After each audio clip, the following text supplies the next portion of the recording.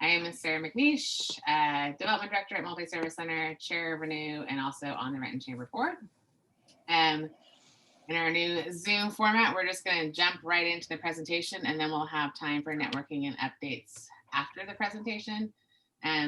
Diane is recording this, so hopefully we'll have a recording later if you're interested in watching again or sharing it. So we have a great presentation today from three familiar faces to us all.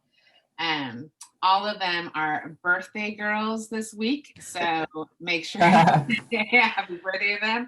Let's see if I can remember this. Debra's birthday was last Saturday, Angela's birthday is today, and Karen's is next Monday. Did I remember Monday. That? So today it's Debra, Holland, and Karen Friedman from Columbia Bank, and then Angela Beard, who is the director at the Sanford Institute of Philanthropy at City University, and they are going to talk to us about making finances fun. So I will turn it over to you three. Thank you, Sarah. Good morning, everybody. And we are going to have fun this morning, talking about a little about the financial statements and the cash management. And then we're going to ask, let me backtrack. When we decided we were going to present this month, when Sarah asked us to, Debra and Karen and I put our heads together, and we were like, what's going to be helpful now in the time of COVID, and what's going on in people's organizations? So we do want to hear from you, and then we'll talk about some options in case, that might be helpful to you. So without further ado, I'll get going. I hope. Come on, PowerPoint. There we go. All right. So we're hoping that today you'll leave this session. It's not a meeting, I guess. Well, it is a meeting, with knowing more about factors that affect cash flow and management tools for dealing with them. And like I said, we want to hear from you as to what's going on, what your challenges are, and what your issues are in this time. And then we'll present some resources to you that are available now, and even when things go back to normal, in quotes, because what's normal going to mean, I guess we'll find out, right? So I'm going to start by talking a little bit about finance. And I wish I could see your faces, but maybe I'll ask for just a yes or something in the chat box. How many of you folks work in finance at your nonprofits, or have had, or are CPAs, have had education on this? I don't want to spend too much time on something you already know about. Who's out there? Okay, not seeing much. So most of the, Michelle, most of this material might be new to you. So let's start by talking about GAAP. And you might have heard this thrown around your office, GAAP and accounting systems. So in the wonderful world of finance, GAAP are generally accepted accounting principles, and those are set by a nonprofit. Yes, this organization itself is a nonprofit called the Financial Accounting Standards Board, the FASB, and they are located on the East Coast in Connecticut, I believe, and they set the rules for accounting for the different sectors. So for-profits have one set of rules, nonprofits have their own, and government actually has their own too. Thank you, Debra. I'm still a little bit sleepy. So GAAP for nonprofits includes fund accounting, which we'll talk about later. That's one of the key differences between us and for-profit or government. And there are two accounting systems in play, big picture. There are several hybrids of them and modifications made, but in general, there's the accrual accounting system, which is set as a GAAP by the FASB, and the cash accounting system. So why am I going there? It all makes sense in just a few minutes. So this clicker is not working too well, guys. Sorry, let's see. There we go. All right. So accrual and cash accounting. Cash you already know, because that's what we all use for our personal finances, okay? And both these systems are based on the difference in timing, so you can see down here at the bottom, of when revenue and expenses are recognized. So with the cash method, like I said, y'all use that already. When cash comes in, you get to put it in your checkbook statement or however you monitor your personal finance. When you pay your bills, cash goes out, right? It's the same on the cash accounting system for nonprofits. Revenue or receipts are reported on the income statement only when the cash is received, and expenses are only recorded when cash is paid out, when your bills are paid. The accrual method is a little different, and that anybody know if they're in their own nonprofits what they're using? How many do we have cash folks in the house? Who uses cash accounting?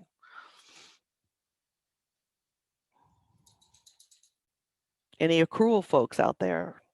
Or maybe you just don't know, and that's okay too.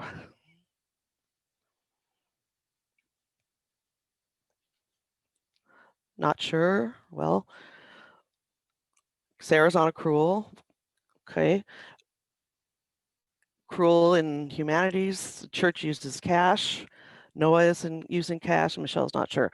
Well, usually cash is associated with smaller nonprofits that might not have either a large volume of transactions or a very sophisticated systems in place yet to manage them.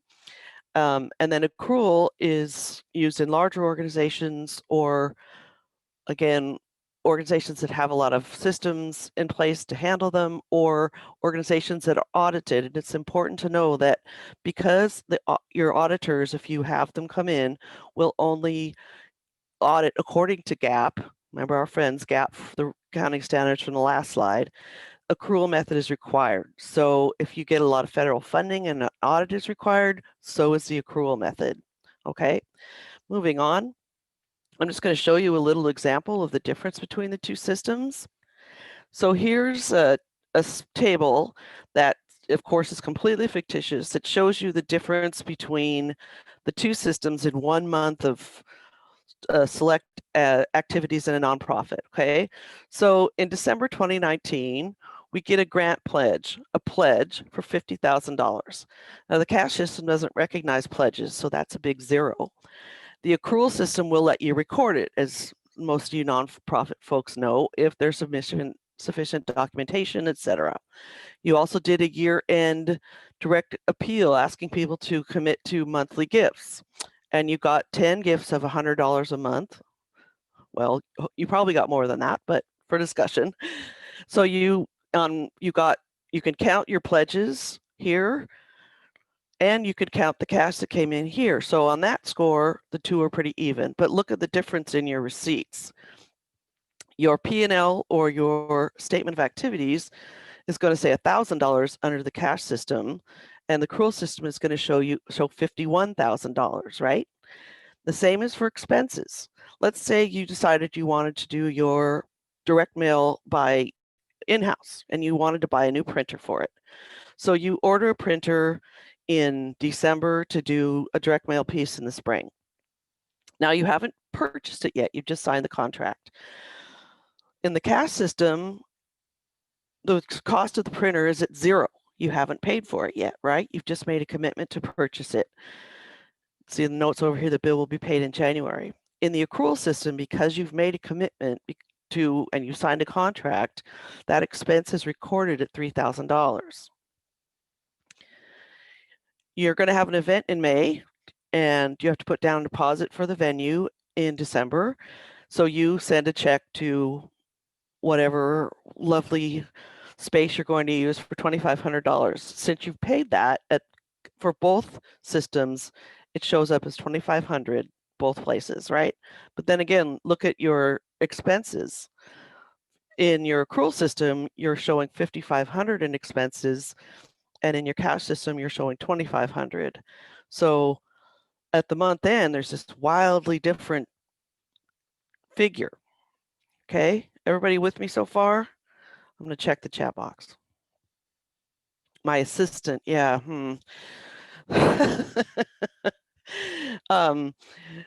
Thank you, Darlene. I wish she would sit down, but whatever. As long as y'all understand, there's a Chihuahua helping me. Okay, so this becomes important when we get on to the main topic, which is talking about cash management or working capital management, right? Because you don't always have systems that agree with the amount of cash you actually have on hand. Come on, there we go.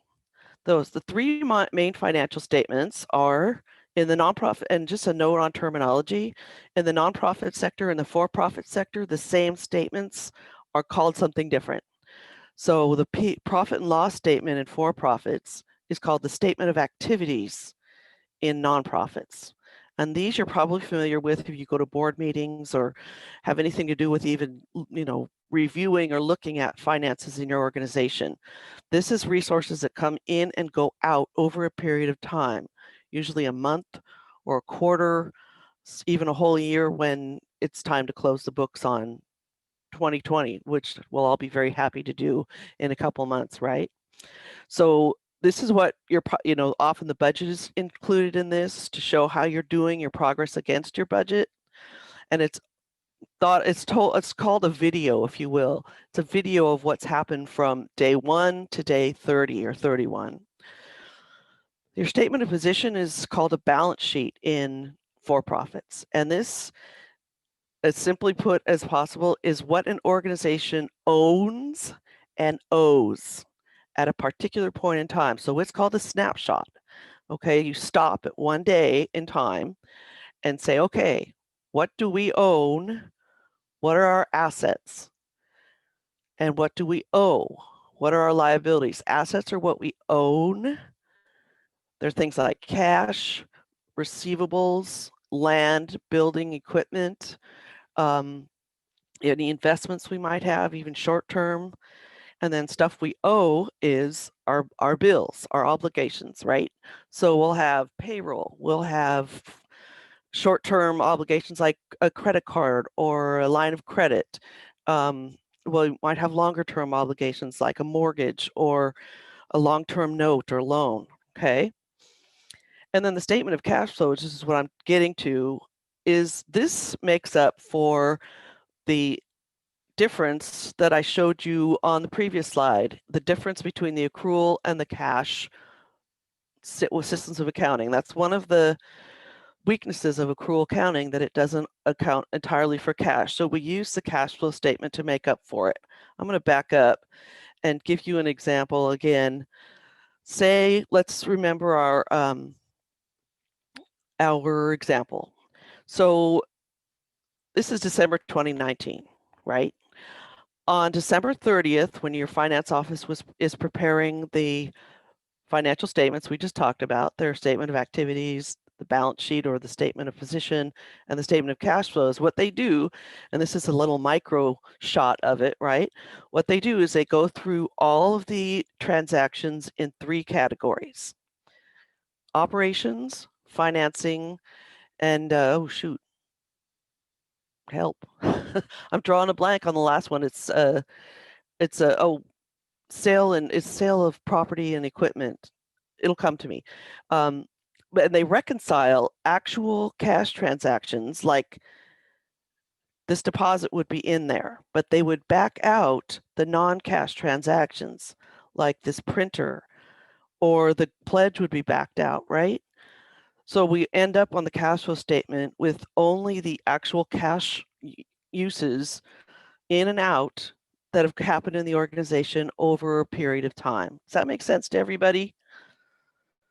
Some non-cash transactions might include, again, pledges. Also, stuff like depreciation is a non-cash transaction. So it shows up as an expense, but it is not an act. You don't write a check for depreciation, right?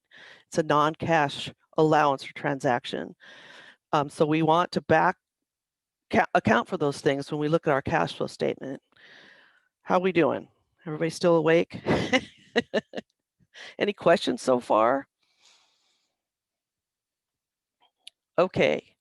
So coming back to the unique requirement of nonprofit accounting, this fund accounting, right? This affects your cash flow too.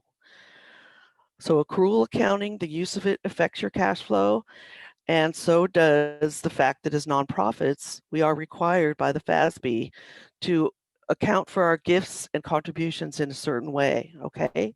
That doesn't happen in for-profits. And this is something on an aside that, if you know all this stuff, good, I'm glad, but your board and your donors might not. I mean, one of the crystal clear memories about the difference between me and some of my board members happened when I was an executive director, and we had just gotten a very large grant, but it was designated. It was designated for a particular fund that we had for patients.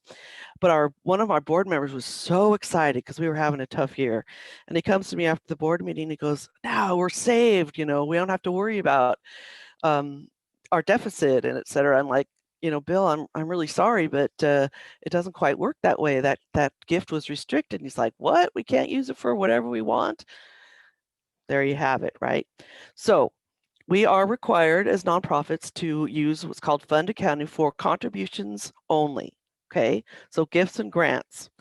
And the fund accounting allocates revenues, and the laws have just changed, guys. I don't know if you know that, but the FASB has just changed the rules, so they got rid of permanently restricted, temporarily restricted, and unrestricted, and now it's unrestricted and restricted only, okay?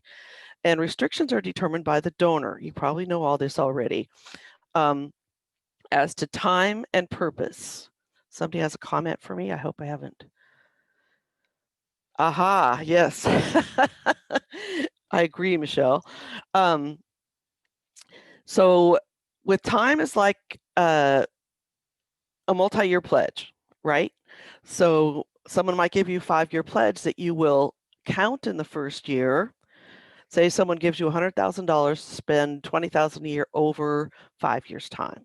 You make the 100,000 gets recorded in year 1, but the funds aren't released, so the actual cash is not released until years 2, 3, 4, 5, et cetera, 20,000 a year.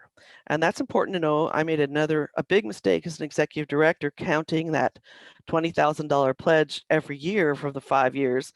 And no, it all gets counted in year 1, okay? Purpose. When a donor says, I want to give for this program in specific, that's it. That's where I want my gift to go. You can't release the funds for that until you have achieved the milestones in the program that the donor wanted to see, or the program ends. Okay? Everybody still with me? Tinsel, you really need to sit down. Come on, stop it. Okay. I can't see my chat button now. There we go. Okay, no chat button flashing, so I will continue on. Hopefully everybody's with me so far. It's a lot of material if you're not used to it, talking about finance. So moving on. So why is working capital management important? That probably seems like a silly question because all of us in nonprofits are almost always thinking about the bottom line. Well, some of the specific reasons we need to think about it is, we've mentioned already, that the timing of cash flows can be seasonal, right? Going back to my arts days, we always knew that we would have a ton of cash in April when people purchase their season subscriptions, and in October, November, and some of December when Nutcracker was on sale and being performed, right? Right around June or July, cash started to run thin because the fiscal year was over, the company wasn't performing, there was nothing coming in, right? So every business or sector has its own seasonal ups and downs. So that's something to think about, that your cash is not even. It doesn't get divided by 12. It goes up and down. We've already talked about that accrual accounting does not account well for cash. So if your organization is using that, that's something to consider. And fund accounting, like I just said, can also affect cash needs. If you get a large, like my $100,000 example, you have $100,000 in the first year and you're committed to doing the program for 5 years to, because this donor gave you a gift for it. But you need to manage your $100,000 and the release of it and other fundraising for that program to make sure that you have the funds to carry the program out and, keep your commitment to that donor. Okay, moving on. Some tools for working capital management. We have the cash flow statement that we just talked about. A cash budget is highly recommended for organizations. There are policies and procedures that you can use to maximize your use of cash. And then we can talk about financing the ebbs and flows of cash, and that's where I'm going to step aside for our experts, Karen and Debra. But before we do, just a few more remarks about these tools, and we'll go on. So the cash flow statement we touched on at the beginning, right? It reports the sources and uses of an organization's cash over a period of time, usually a month, a quarter, or a whole year, okay? Compensates for one of the shortcomings of accrual accounting. We talked about that a little bit already. And non-cash items, again, are a pledge letter, your bad debt expense, your allowance for pledges or revenue that's not going to come in, and depreciation, the use of your large assets over time, okay? A cash budget. So I've put together a little sample one again. Can you guys see the bottom? I'm not sure you can. Looks like it's cut off by my screen sharing thing, but I know what it says, so I'll read it to you. So a cash budget, as opposed to an accrual budget, shows your projected ins and outs of cash over the same period as your budget. So just looking at this, the cash budget, your accrual budget is here in this first column, right? That's the thing you sit down at the beginning of the year, or, you know, hopefully a little bit before the year begins, and you do your planning and say, okay, I think I can bring in development directors, Sarah. I think I can bring in this much in these categories between now and December, between now and July, between now and September, whenever the fiscal year starts and ends, right? This is a total that you expect to be able to raise or sell in your revenue categories as earned revenue over a certain period of time. Expenses, same deal. This is how much we're going to need to spend to fulfill our mission over the next year, okay? And I've just got select categories in here that I could use to have this make sense to y'all. So you get your budget together and the board approves it and you're really excited and happy and you go about the work that's going to make this happen, right? The next step that I would recommend, and I'm showing what happens if you don't, or even if you do, as to what could, if you stop here, this is what happens, right? So you get out there and you raise, say, let's say you're on a July to June fiscal year. So we're 6 months through the year here, right? So our grants are starting to come in. We have an event planned for May, almost at year end. Payroll is pretty steady, and we've been spending money to put on our May event across the year. So by January, we've raised 500,000 in grants, and we have an event coming up, and we have our monthly donor 10,000. You guys remember from that last example, 10,000, 100 a month from 10 donors, or I'm doing the math wrong, 100 donors, let's say we got. So we've got our grant pledges, but in January and February, nothing's coming in, right? We know that one of them pays out at the end of the quarter. So in March, we'll be getting a nice check for 250. January and February, we've got no cash coming in, okay? Our event is gonna raise a lot of money, but not until May, right? So if you look at it here, the 100,000 in the budget, it's like, yeah, no, we know we're gonna be able to make that, but when is the question, right?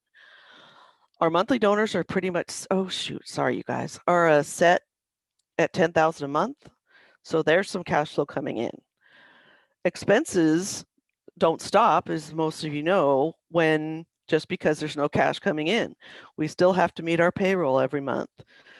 We have to put out payments for bills and secure deposits for our event. So even though our budget balance is over here, down here, we've had to pay payroll in January, and we've only had $10,000 in cash come in. We've got a $92,000 shortfall, and it continues in February. In March, we get a big check. Is this sounding familiar to anybody? I bet it is. I know it did to me. I was like, and I'm using extreme examples to illustrate the point too, of course. In April, we've made up for a little bit of our shortfall in when we got our $250,000 grant, but in April, we are back down again to just our monthly donor income coming. So we're looking a little better cash wise here at 65, but we still have, this to make up for. In May, a whole bunch of money comes in and we're set to rights, right? But if we sit down at budget time and put this together based on our best estimates, and if we've done our homework, if we know our donors, if we know where our expenses fall over the year, we can put something like this together. And like I said, this is extreme. Hopefully the swings aren't this big, right? And we can make plans for when we're going to have shortfalls. What are we going to do? How can we save from the previous 6 months? This is only a 6-month thing, right? To smooth that out. Can we borrow? Can we increase our fundraising? What's going to happen there? But we know what's going on. It doesn't sneak up and catch us by surprise. So a cash budget is always, always, always a good idea. Okay, questions so far? Okay. Policies and procedures. How can we make the most of the cash that we have or the assets that we have? Well, we can take our cash and invest it in short-term investments, right? We can take our accounts receivable and we can collect them. I mean, there are calculations you can perform to find out how long your accounts receivable, it's called accounts receivable turnover. If anybody wants to really get into the weeds, I can help you with that. And it shows how many days it's taking us to collect on the people who owe us. Well, every day that we don't collect is a day without cash that could be earning us a little bit of interest in the bank, right? We can look at our credit policies and say, okay, how strict are we about our lending, or who are we allowed to have credit with us? If we tighten up our policies, are we going to have more cash on hand for when we need it, right? Our inventory management. Say we want to make sure that there's not a lot of waste and there's not a lot of money being paid towards storage. And when I was thinking about this, and I would love to hear anyone else that has inventory issues or considerations, I was thinking about a food bank I worked at once, and we had to be super careful with inventory management. So we had enough on hand for the clients, but it wasn't spoiling. We didn't need a huge warehouse to store it all because that costs money, right? Anyone else out there have inventory issues or have to consider that when they plan their operations?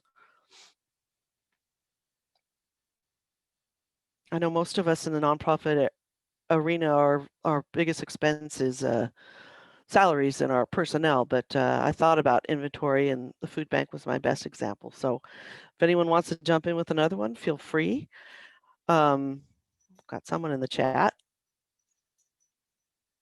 Darlene, specific mission needs. Tell me more about that. So if we're doing backpacks for the homeless that we put in socks and hygiene stuff, then we need to collect that inventory before we can put those together to get them out to the people. And did you purchase that, or do you get it in kind? Both. So Okay. what we don't get donated, we will go out and purchase. Okay. And how do you store it?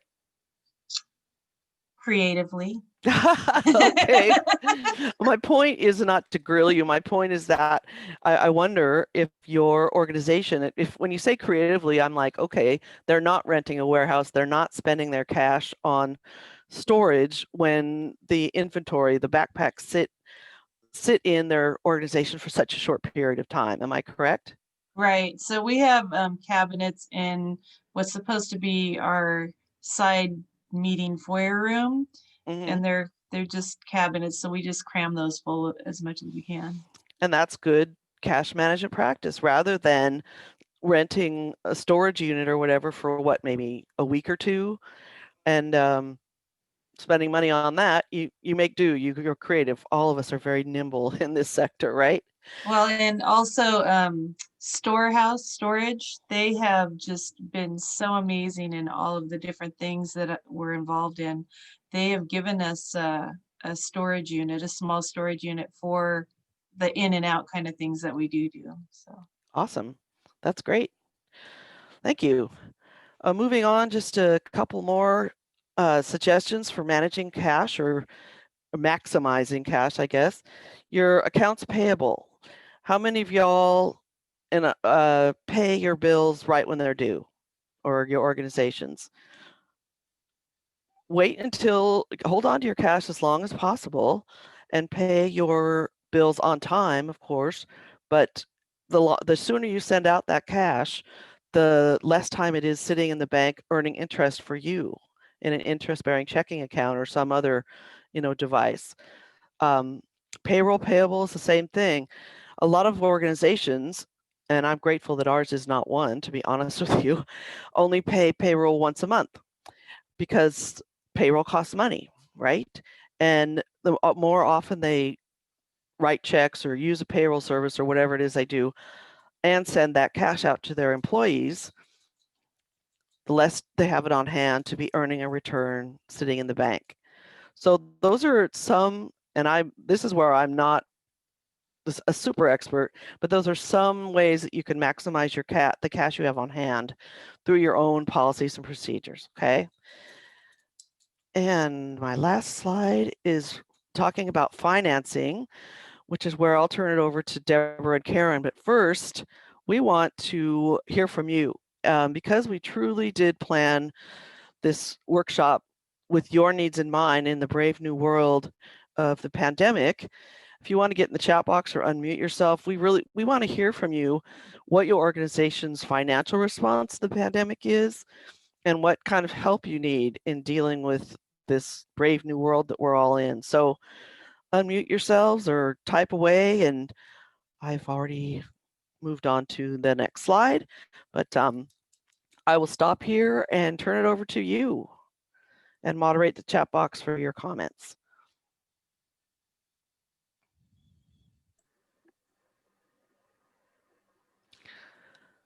Thank you, Michelle. I hope it was. Finances can be considered dry or scary by some people, so I'm glad that you got something out of it. Anyone want to share about their organization's response to the pandemic? Are you doing okay? Have you had to lay people off? Are you had to cut your services? Talk to us. It's affecting everybody.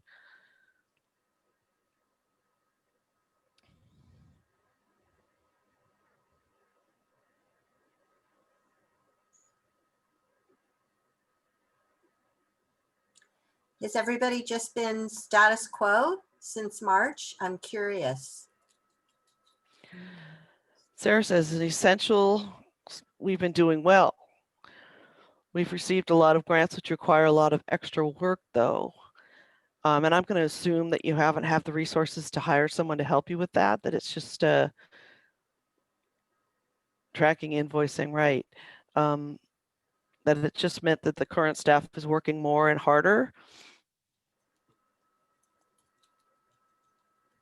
I'm just gonna unmute myself because I can't type fast enough. Okay, sure. Yes, I would say that I think the problem with the grants is there's a short, for the financing, a lot of the financing, there's a really short time frame that you have to spend the money in. Mm-hmm. A lot of it you have to, like, we're getting rent assistance, but we don't have contracts signed from the city yet. We get a lot of government funding, so we don't have contracts signed by the cities yet, so we can't disperse the money, but we have to disperse it by the end of the year or by November. So that tight time frame does not, we're able to hire some extra staff to actually provide the services because that's part of the grant, but that back end processing, when you apply for financing or for grants or anything like that, there's often a restricted amount that you can spend towards indirect. And so that, I think, that back end admin side is hard. And I know we also benefited from PPP, and thankfully, I'm not involved in that process at all. So I don't know too much about that. And then we've also had really generous donations because of the services that we provide. So we're in a little bit of a different situation than a lot of nonprofits, I think, but we are worried about what happens when that dries up and what are our options for the future? Should we, things change and not be in such a positive place that we're in right now financially. Has demand for your services really increased, Sarah? Yeah, we have 41% increase in our food bank. It's hard to know because we only really track people actually get assistance, but like our rent assistance, our visits to our page on our website for that have increased 72%. So yeah, there's a lot more people with a lot more need. And we're, of course, the financing available is never enough to cover all the need either, so.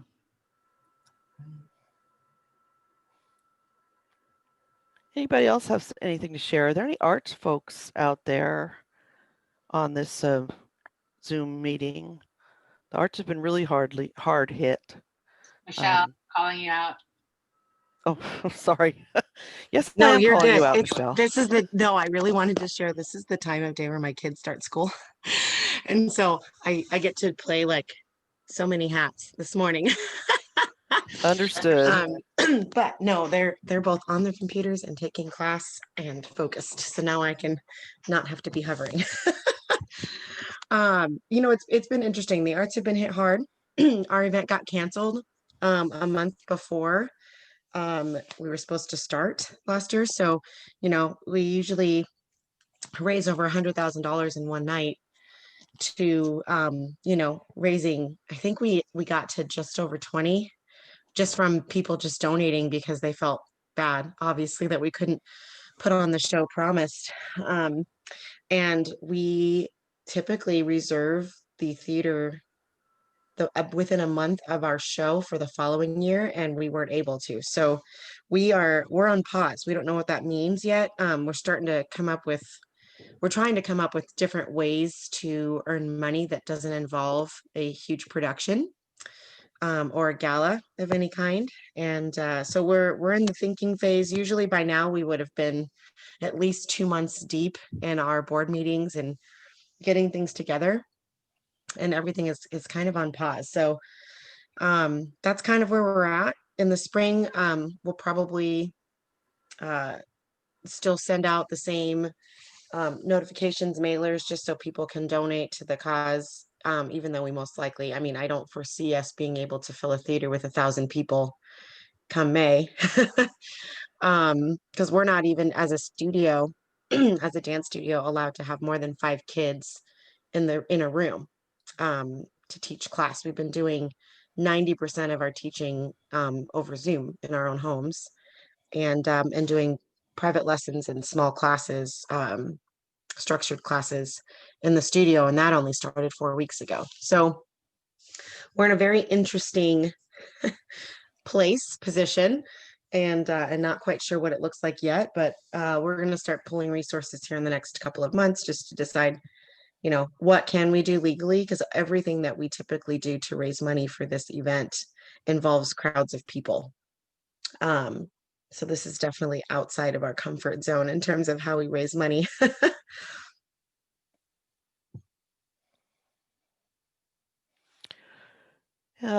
Any other comments before we move on to, excuse me, to Karen and Debra? I wanted to preface their remarks by saying that when I teach financial management, and often my nonprofit students don't know that working with a bank is an option.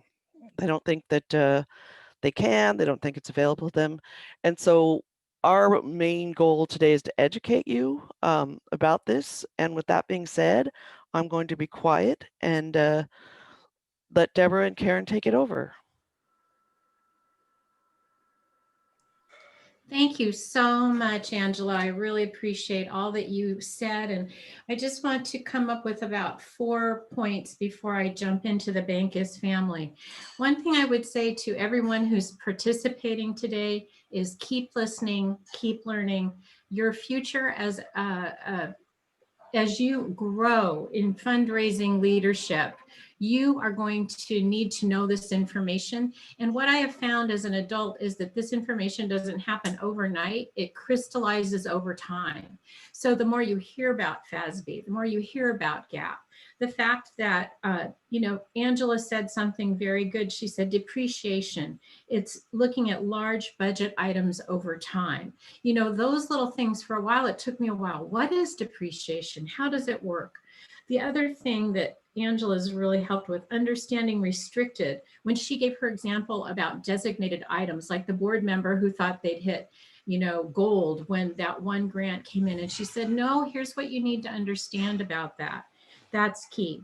Also, her speaking about seasonality, the subscriptions and the performances that were held that brought in money for arts organizations were seasonal. How do you account for that in other months?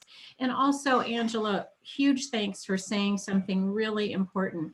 And that was, when a budget gets off track, when you're not bringing in what you anticipated, what are the changes that nonprofits have to make? Because I think that's where we see problems. One of the things you suggested, two of the things you said, should you look to borrowing or should you really increase fundraising?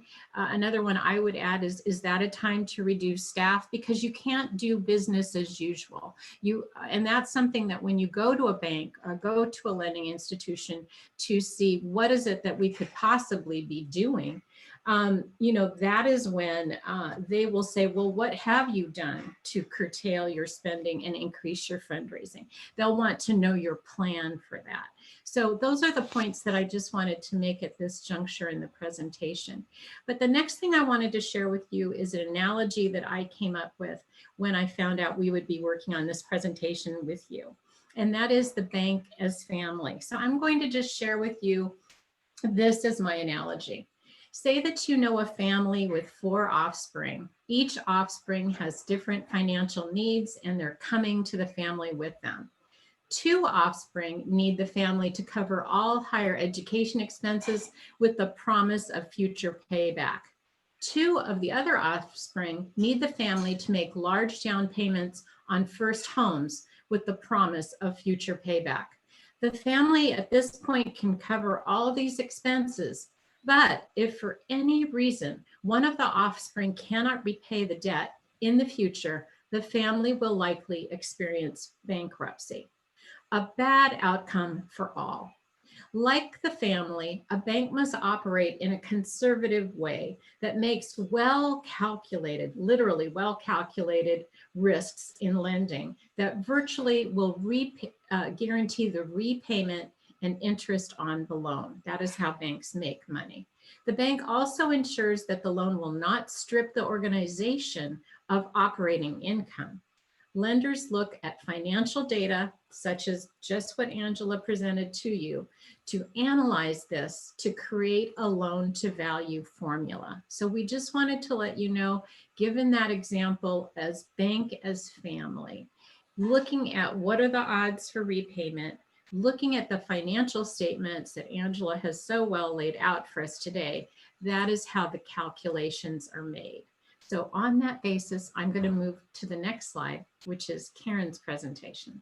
Or So Karen will Angela, cover if you could move that, great. So when banks are looking at your organization and say you're coming to a bank and saying, we need a line of credit, as Angela showed in many nonprofits, there's seasonality. So let's say you know that you're going to have a gap in funding at a certain period of time. So you know you want to have a line of credit set up. So the key thing that a bank is going to be looking at is your cash flow. And they look at that as a debt service coverage ratio. So that is a key component in the decision-making of the underwriters. Do you have the cash flow to repay the loan? Basically, a bank is going to ask 3 questions. How much do you want? Actually, more than that, 4 questions. How much money do you want? What do you want to use the money for? How are you going to repay us? And if that doesn't work, how are you going to repay us?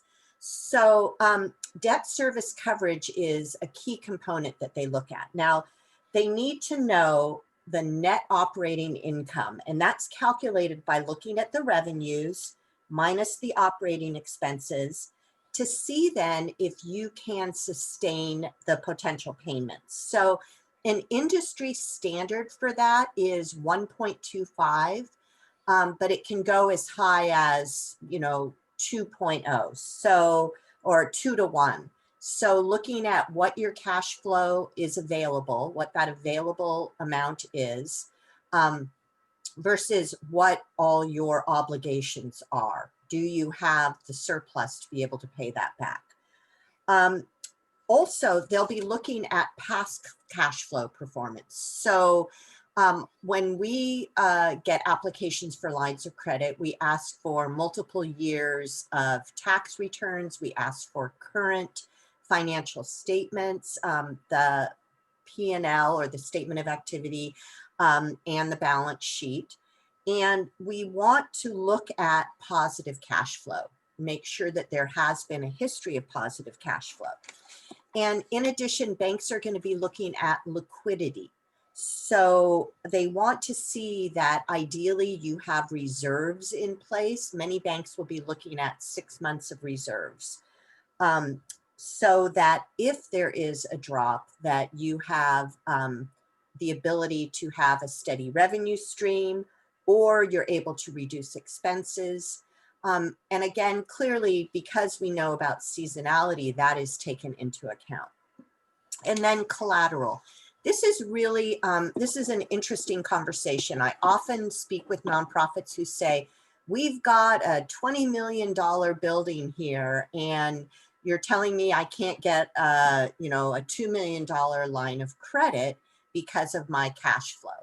And really, when you think about it, we don't want to force a nonprofit to sell their $20 million building because they can't pay back that loan.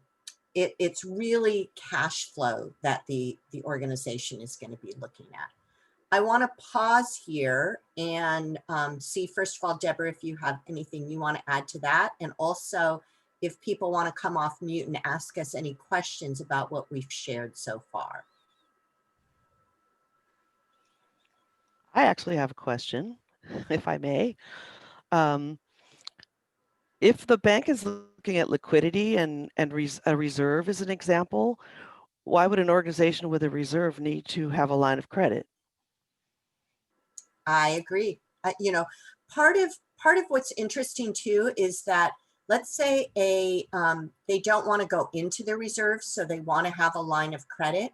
One of the things, and I think Deborah's going to touch on this in a little bit on another slide, is that oftentimes organizations can use reserves as collateral. So they can set that money aside and say, we're using this as, we're going to open CDs at the bank and have that be the collateral, because our cash flow is poor, but we know that we've got this, this money out here, and we're going to use that to make it a cash secured line of credit. That way they don't have to touch the reserves. They can borrow the money from the bank, but the bank has a way to collect if they're, if they're not able to pay back the loan. Does that make sense? Yeah. Yeah, and it's kind of also like a personal decision. What if you and I have our personal reserves that are earning good money in our investment accounts, but the bank is offering a much less interest rate? So it might make sense to us to not use the well-earning money over here in kind of our reserve accounts that are in asset management, in wealth management, but rather use the bank's assets. So it comes down to being somewhat of a math problem. The bank might be charging less for interest while you're over here in your wealth management account earning more interest. And that's where someone able to do that kind of financial analysis could determine what is the best route for someone to take at that time.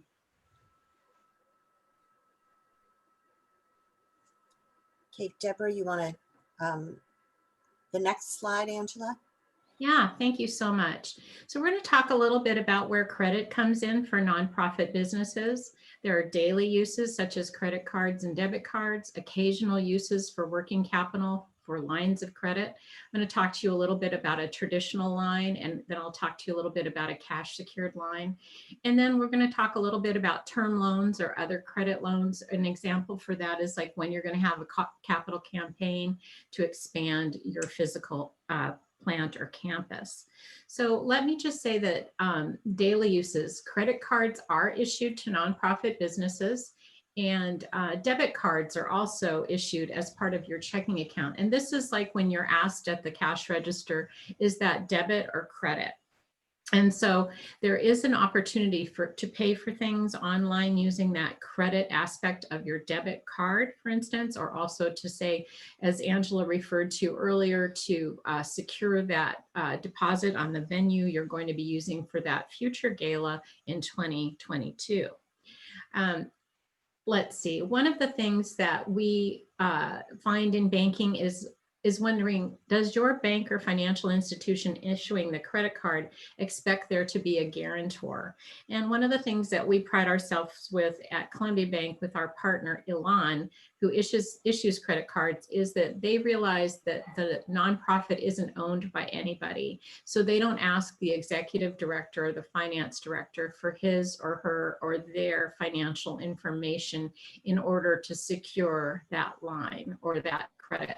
They actually look, again, to what Karen was saying and what Angela has explained. They look at the organization's financial strength to see if they can do it on their own, if their background and their history of cash flow management and payment history is strong.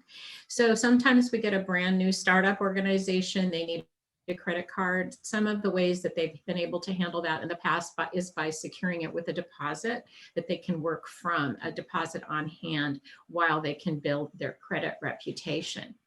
So occasional uses, working capital to cover budget ups and downs that we've been talking about, the seasonality or new projects or initiatives.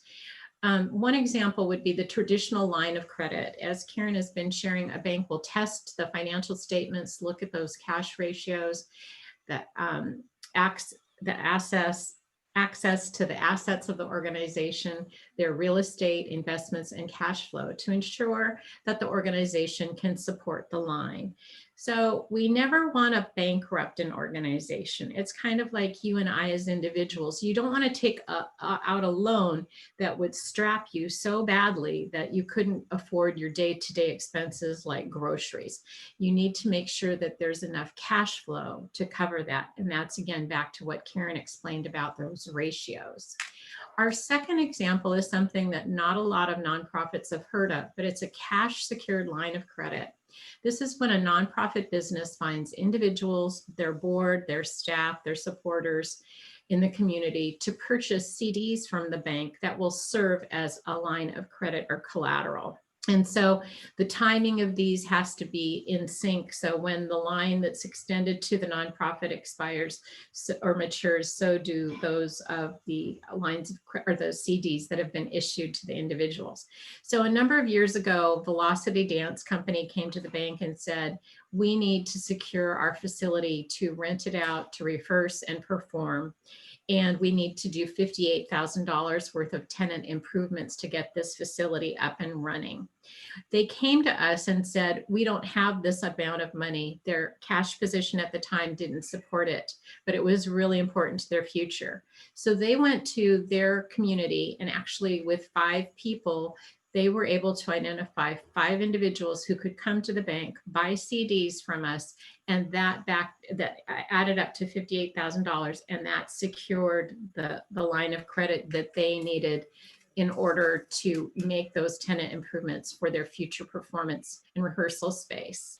So we give you that example to say there is a bit of risk involved. Yes, the people that sign the credit holder documents and loan documents are aware that they are taking a risk, but they're supporting the organization. In my 11 years at the bank with this, I have not seen anyone default. I think people, even when they have that much skin in the game, they're very invested in the organization and want to make sure that the organization is successful. The other large organization in our community that uses this credit holder model is the Northwest Folklife Festival, because their event is held one weekend a year during Memorial Day weekend, very dependent and reliant on the weather. It can be very seasonal. So they have brought a group of credit holders together for this same function to help support them during the year. I asked someone there, does this hinder your fundraising? Do those people that are credit holders, do they shy away from supporting you financially through philanthropy? And they said, no, they don't. There doesn't seem to be a difference when that happens. So I wanted to test that. And indeed, that was the answer that I got. The other way that the banks support nonprofit organizations through credit and loans would be during, let's say, when a capital campaign happens and a nonprofit needs to construct a new facility. They often train counsel to work with them to raise the funds through a campaign that will involve securing donations and pledges from foundations, corporations, and individuals. So as you know, again, think about Angela's reference, oh, we're almost out of time, to the pledges being made. So they're going to be made in a capital campaign over time. A bank like ours will know how to monetize those pledges and be able to issue credit to a nonprofit organization based on that. I'm going to go ahead and cut my remarks short now.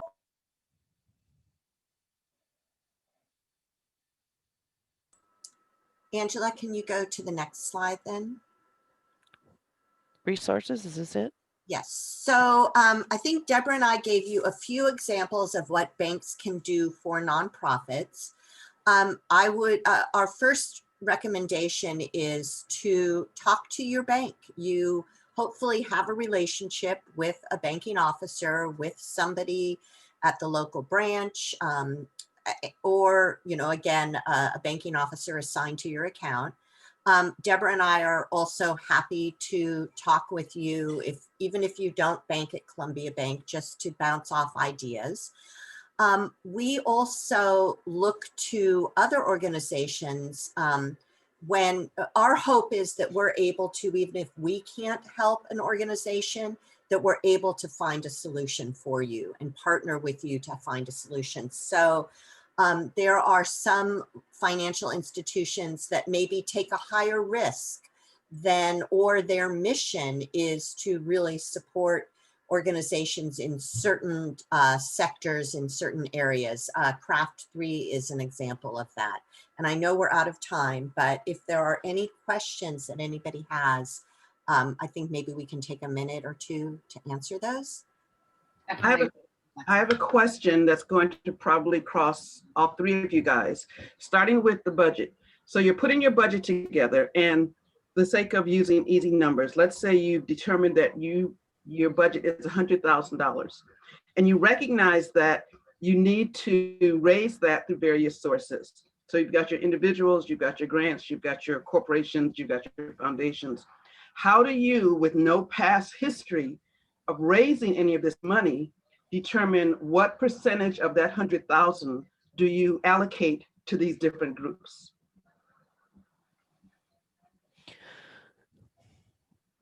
As a startup, my recommendation, first of all, you have to know your potential donors, right? You have to be able to say with some kind of certainty, or starting, so you don't know who and what and where, but you've got to put this budget together. You know, whatever you put down on that paper, you're going to have to go out and get it. So if you say we can estimate that we can get 30% of this from just individual donors. Angela, wouldn't you look at, like, Giving USA, 70% of philanthropy comes from individual donors. I mean, I would use, okay, I'll let you answer. No, you've answered it for me. There are industry standards, Natalie, that say, you know, in this industry, the arts, for example, X comes from foundations, X comes from corporations, Y comes from individuals, and so you could use those as a guideline. Where do you find those standards? Giving USA is a publication that's every year. Okay. And you won't be able to get the full publication, but you'll get the executive summary, unless you want to pay for it. It's like $700. But Okay. yeah, Giving USA is a really good resource. I just needed the source, so thank you. Yeah.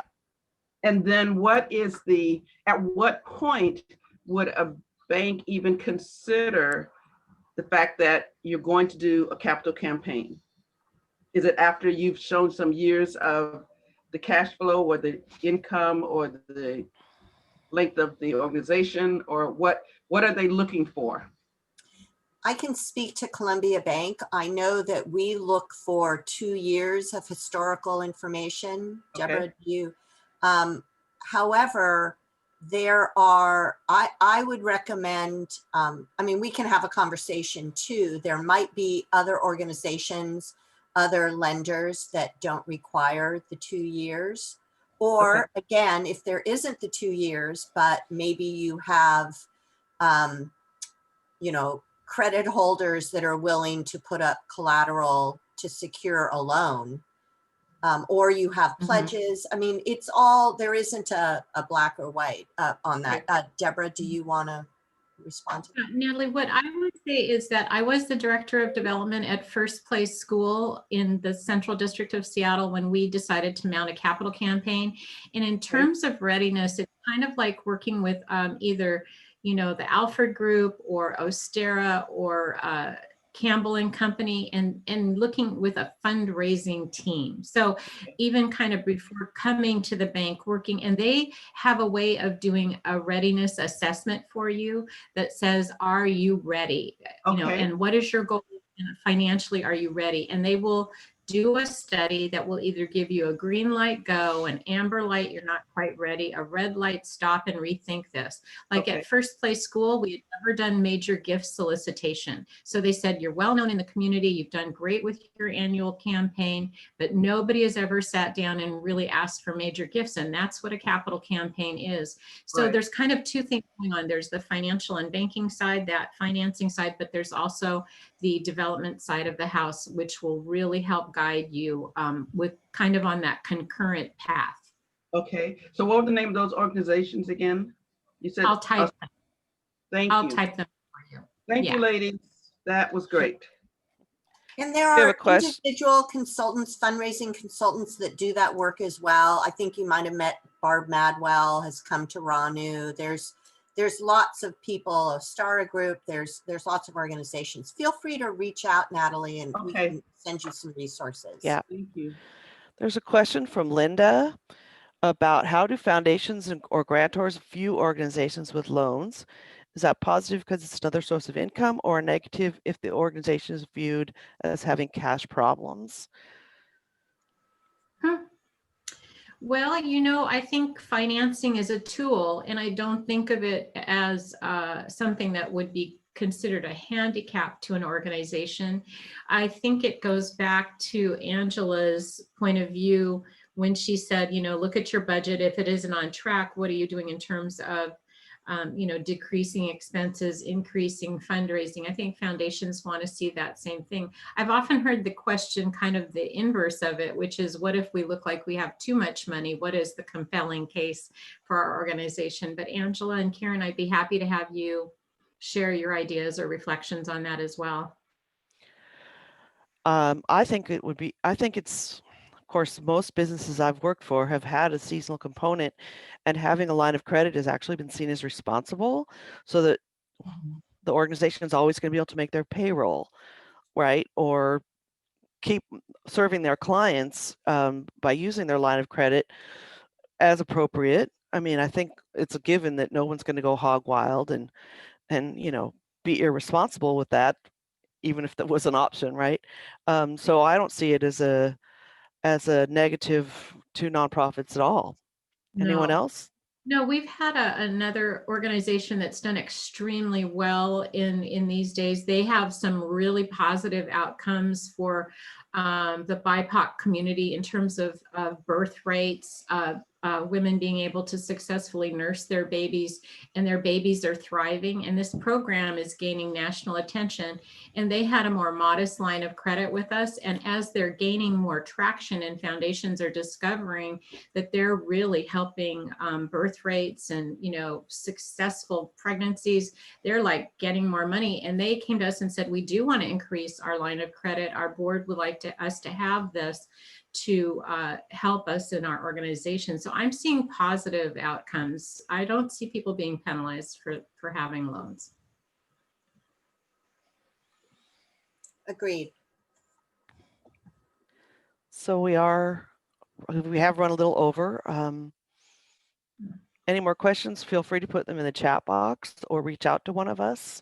And thank you for your time and attention. Thanks a lot. Thank you. Been great to spend the morning with you. Thank you. Thank you all.